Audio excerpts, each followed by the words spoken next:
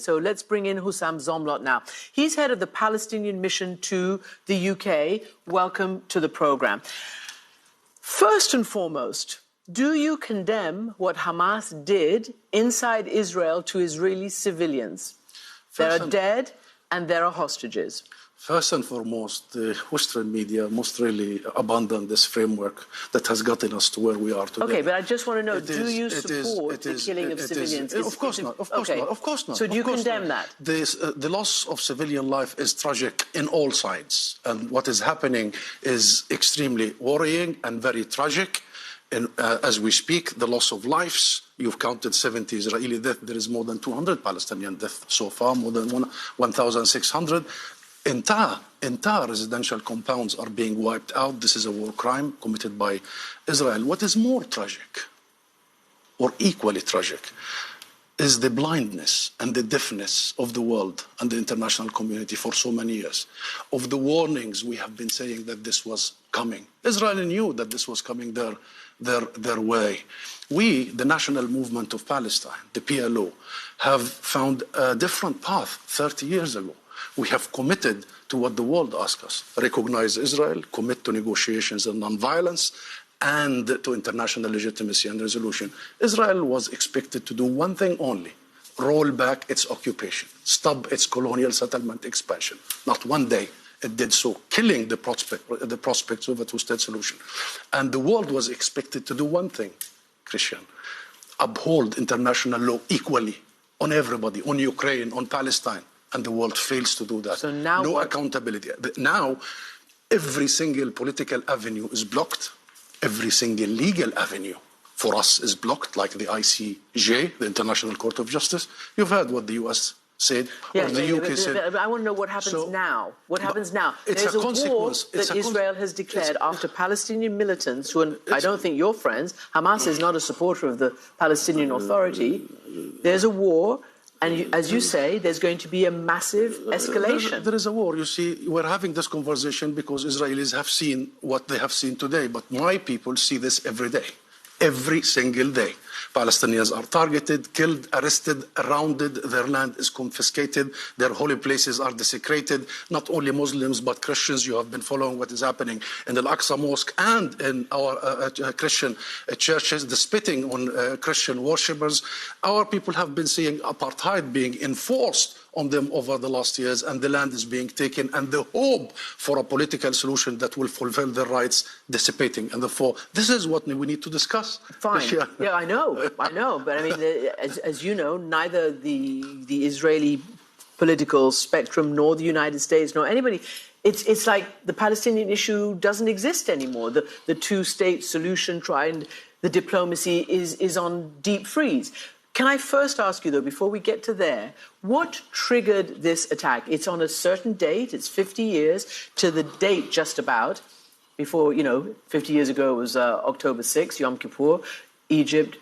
Syria launched a surprise attack on Israel. What do you think triggered this? And it was a very sophisticated Hamas attack. I don't know. I really, really don't know. What I know is that it was a matter of when, not if. We've been shouting every day, don't leave a vacuum. Don't unheed what we are saying. Pay attention. Don't underestimate people's desire for freedom, for ending the bondage and captivity. Pay attention to the destruction that Israel is doing.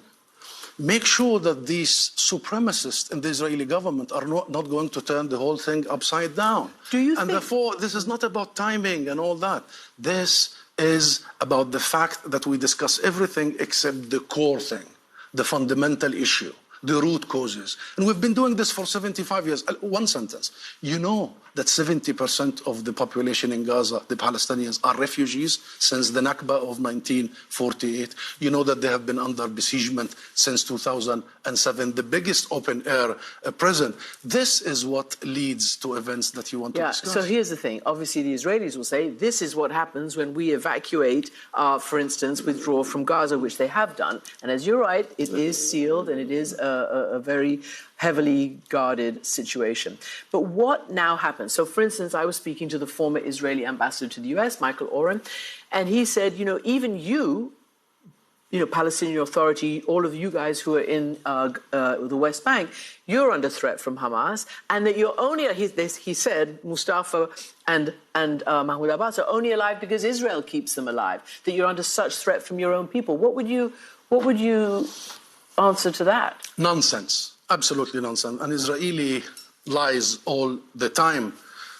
What our people in Gaza are subjected to are the same in the West Bank, in Jerusalem, and our refugees and diaspora.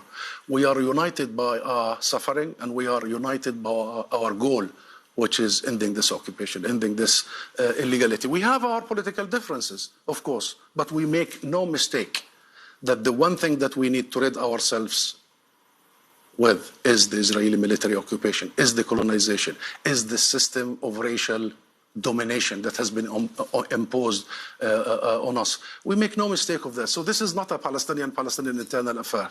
This is the failure of every international actor to pay attention, of every international actor. You see, instead of learning the lessons, what I heard today from many international actors, including from the US and the UK, is doubling down on the very same mistakes and failure. What is the option that has led us to where we are? What is the option right now? What happens? Israel doesn't respond to Hamas?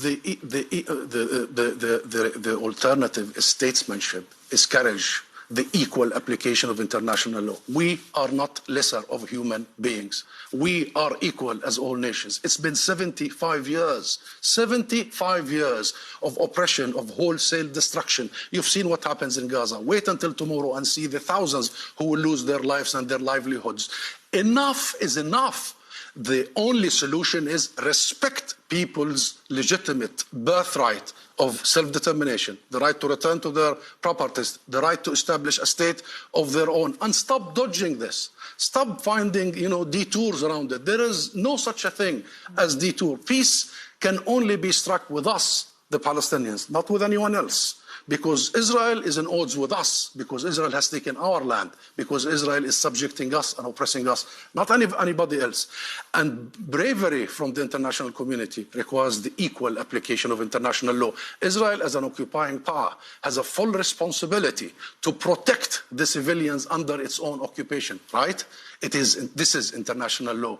Israel has the full responsibility to make sure no civilian is harmed. It's been doing the opposite for 75 years. You've just shown on your own program. Do you worry that statement that you're making is completely compromised when Palestinian militants, terrorists, bomb Israeli civilians, kill them, capture them, hold them hostage? No. How do you keep the moral high ground in that case? We keep the moral high ground by sticking to international law, by reverting to international judicial system, by seeking the ruling of the International Criminal Court. Let international judges come to Palestine, the occupied Palestinian territory, and rule, and we will accept the ruling. If we commit any mistakes or crimes, we will accept it. But everybody knows it's Israel that has been violating every provision of international law and our common human decency.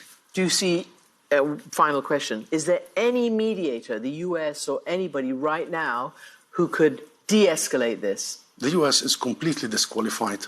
And I've been following what is coming from Washington. Washington considers Israel to be a domestic issue, not a foreign policy issue, and Washington is playing political footballing with this, and regrettably, we have been at the receiving end. The solution is the world, the international community. The US should be on the table, but so is Europe, so is the rest of the world, so is China. The world must come together to end this conflict, as it did with all other conflicts. We are not an exception. Hussam Zomlot, Palestinian, the head of the Palestinian mission here, thank you for that perspective.